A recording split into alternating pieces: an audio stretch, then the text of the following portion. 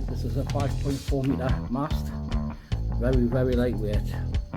The 91 unearned, 24.5 foot of wire, already tested and tuned. You get a free ground spike with that. Have to put a bit of rubber tyre on there, and you can thread it over the top, or bang it and stop it to it. Either or both. That's the packaging.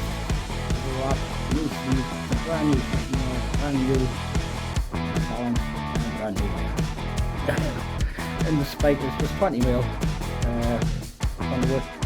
As I say, you can unscrew the bottom, put it on, or you can just bang it in and use it as a normal stake.